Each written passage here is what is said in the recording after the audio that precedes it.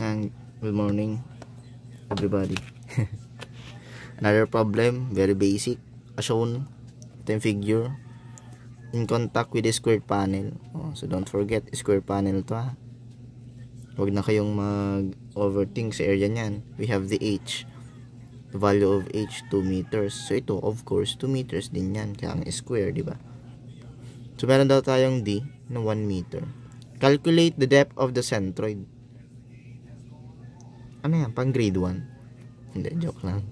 Yabang, no? So, yan. Yung centroid natin is acting from the centroid. Center of gravity. So, yung center of gravity natin dito is kalahati nitong height, no? Since yung square natin, yung object natin is square. So, 2/1. So, meaning 1. So, 1 plus 1, diba? Pang grade 1, 2. Letter A, 2 meters. Calculate the resultant force on the panel. Napaka-basic naman nito. So, we have F, letter B, is equal to the gamma H bar A. Ito yung force natin nag-act sa CP.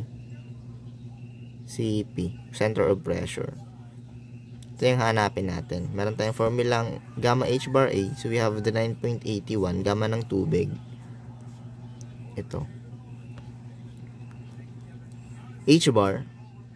Ano yung H bar natin? Diba yung, ito na yun, depth of the centroid. No? H bar natin is from the centroid until sa water surface. So, we have 1 plus 1. We have 2. And then the area, no? 2 raised to 4, 2 raised to 4, 2 raised to 2, or 2 squared. So, computing for the value of F, calculator natin, para sure. So, we have 78.48 kilonewton. Box the final answer, para walang deductions. Ayan. Letter C. Calculate the distance from the centroid to the CP. Di ba yan yung E? Or the eccentricity? Meron tayong, ito yung gate natin. Tapos, of course, yung centroid natin nasa gitna. CG. And then, yung pressure, center of pressure natin, dyan mag-a-act yung force natin. So, the distance from this two is what we call the eccentricity. So, we know that we have the formula of the eccentricity, the I over AY bar. So, BH cube over 12 for the rectangle or the square. We have 2 B, base times height over 12.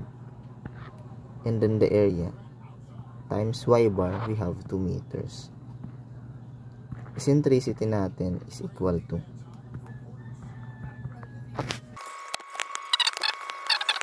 we have 0.6167 meter. Final answer. Basic.